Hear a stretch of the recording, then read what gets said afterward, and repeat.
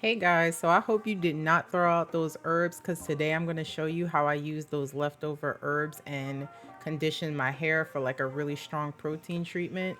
It makes my ends really strong and I really love this formula. So if you guys have any leftover herbs, make sure to save them so that you can try this recipe next time you deep condition your hair.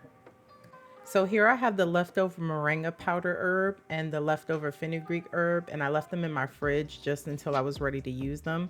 And I have my favorite deep conditioner, which is this macadamia nut deep conditioner. So I just like to add the amount of conditioner I know I'm going to use for the deep conditioning session and mix it together until it looks something like this.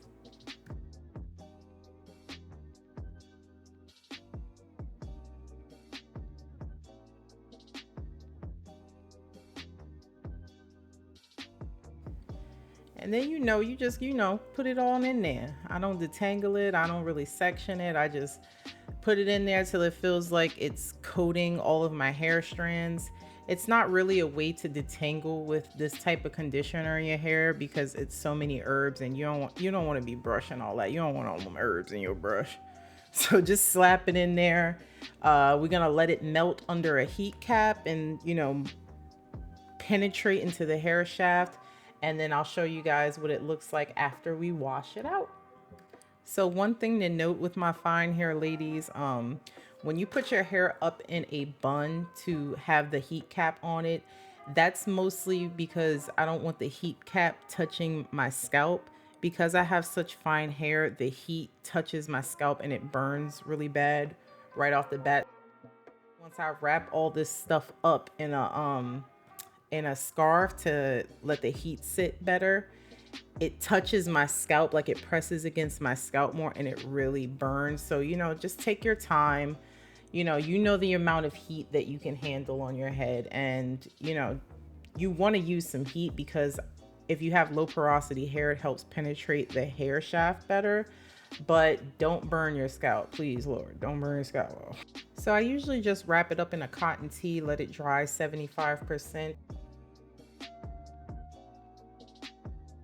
At this point, I would style my hair by either a twist out or just letting it air dry. But today you'll notice that some of the herb was left in the hair.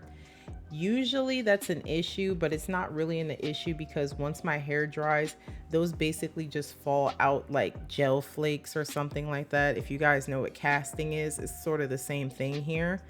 But those herbs fall out as soon as my hair dries and it has some oil on it. So I hope everyone's 2020 hair journey is coming along well.